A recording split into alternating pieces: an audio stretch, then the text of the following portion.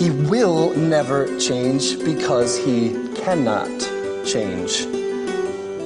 His nature completely lacks the capacity for change. And at first blush, when I say that, someone might think, well, God's omnipotent. And if God's omnipotent, he can do anything. And if he can do anything, that means he can change, right?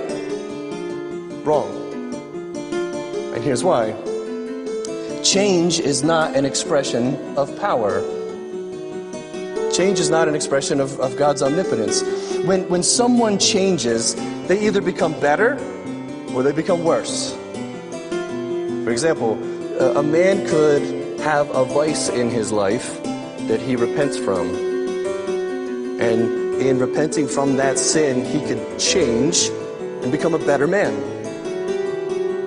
Or on the flip side, we could say through corruption, a man could, his character could be diminished. A man could fall into a sin or fall into some vice and change and become worse. Only imperfect beings can change. Those two scenarios never happen with God.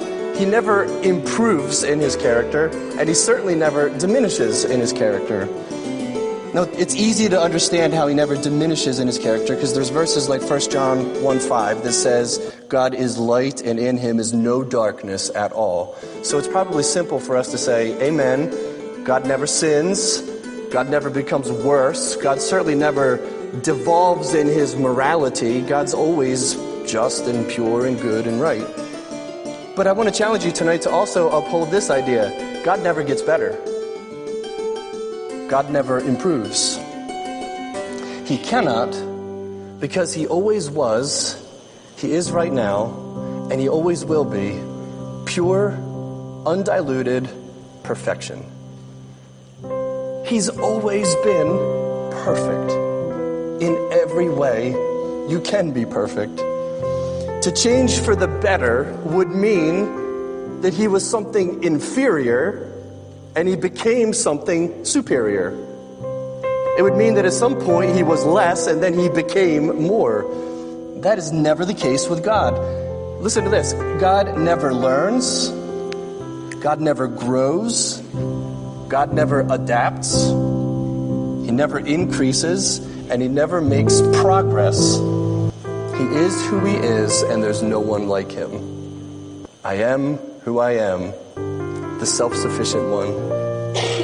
And the second phrase from James is really helpful too, because not only is there no variation with him, but there's no shadow of turning. And I believe that phrase brings in the element of his loving kindness and his faithfulness to his people.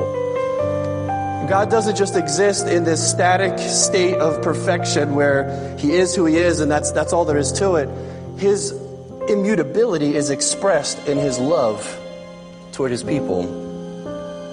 No shadow of turning with God. He never turns away from his promise. And he never turns his face away from his people.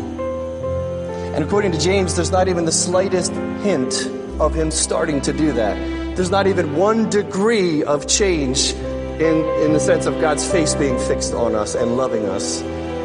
There's no beginning of him considering the forsaking of his people. Not even a shadow of turning. He doesn't change his mind. He never experiences mood swings. You know somebody who's moody and you never know what you're going to get? God never experiences a mood swing. You don't have to catch him at the right time.